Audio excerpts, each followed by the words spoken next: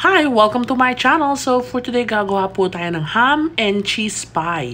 So napakadali lang po nitong gawin. Kung meron po kayong mga extra pan sa inyong bahay, pwede po yung gawin. At sigurado magustuhan po to ng buong pamilya. So let's start with our ingredients. So meron po tayo ditong ham. Naluto na po, pinakulo ko po yan, and then naka-dice na. Same with our cheese.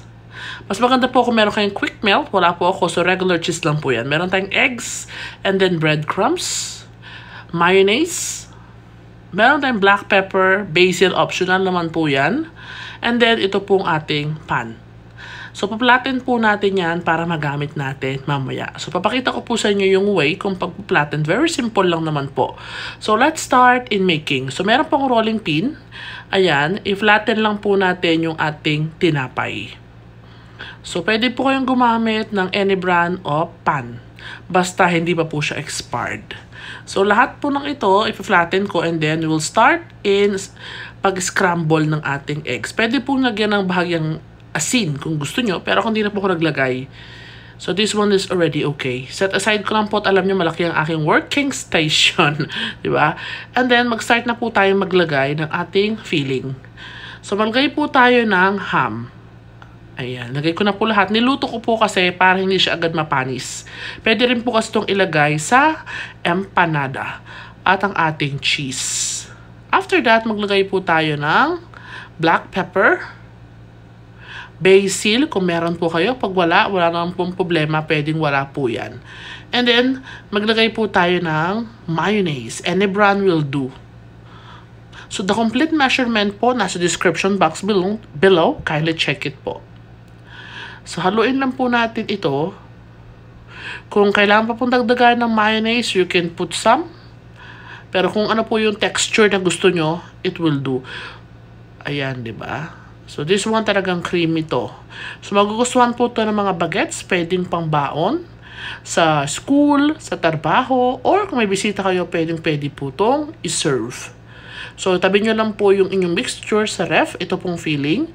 And then, pag may bisita o papasok tayong mga bata sa school, pwede nyo na po siyang gawin o i-assemble. So, this one is already okay. Maglagay na po tayo ng filling sa ating mga pan. So, iset na po natin yung mga kailangan natin para mamaya mabilis. So, ilagay ko na po yan yung filling. Mga 1 kutsara po yung ating ilalagay. So, hindi po masyadong dadamihan at baka hindi po natin masara yung ating tinapay. So, importante po kasing ma-sealed siya. Pag hindi siya na-sealed, lalabas po yan pag atin nilagay sa itlog at breadcrumbs, lalo na pag pernito. So, itakpan na po natin ng second layer, and then, gamit po tayo ng tinidor at isara yung bawat gilid. Siguraduhin nyo pong nakasara ang bawat gilid kasi lalabas po yung nilagay natin na palaman. So, importante po na sealed po talaga siya sa bawat gilid. Wala po siyang butas. Walang paglalabasan nung filling. So, that one, ayan, hindi po ko nag-gloves dahil this is just for us. Pero kung ibibenta nyo po siya, mas maganda na mag-gloves, diba? For sanitation purposes. So, this is how it look like. Ayan. So, sarang-sara. Let's do it again. So, pwede po ito maging banding ng inyong mga junakis, diba? Kasi napakadali. So, ilagay natin yung kanyang filling. So, nasa inyo po kung gaano karami. Basta siguraduhin nyo lang po na hindi siya sosobra at hindi masasara. Sealed po natin. I'm so sorry, my voice is not that good. Kasi po ako inuubo. After that, ayan, sealed natin na mabuti. After po nito, tatapusin ko yung iba, and then I will show you the next process. Okay? Baka mainip kayo. So, this one is already okay. Ayan, sealed na po siya. Next na po tayo. So, ilagay po natin sa eggs. Siguraduhin po natin na basa siya ng egg. Huwag naman po sobrang basang-basa at mas masisira po yung tinapay.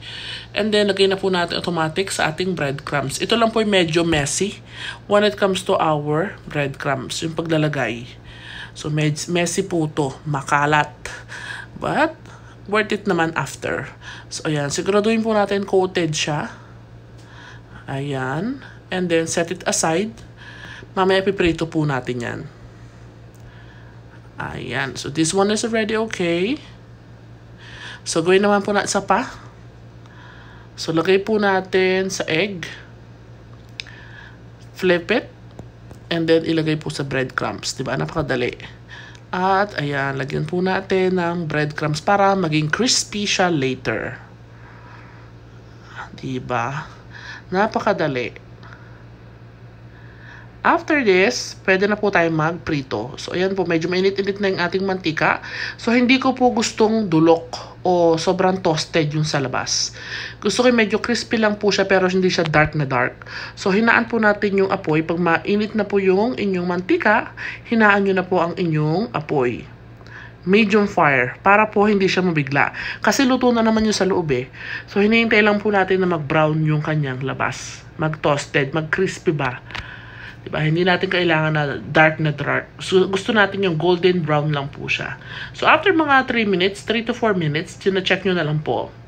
Okay na po yan. Pwede na natin siyang baliktarin. Para yung kabila naman po yung maluto. Ayan. So, this is okay. Baliktarin natin. Ayan, diba? Pack na pack ang color. Golden brown. That is what I like. Pack.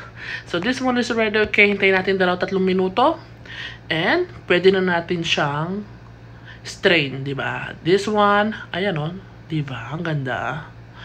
So, itabi natin. Patiktikin natin yung extra na mantika and then cut it. This is how it look like after. Pack na pack, diba? So, I hope you will give it a try at home, pambaon, sa opisina, or sa school. Thank you so much for watching. Kindly subscribe, like, and hit the bell button to be notified po sa mga next nating video. Thank you so much. Goodbye!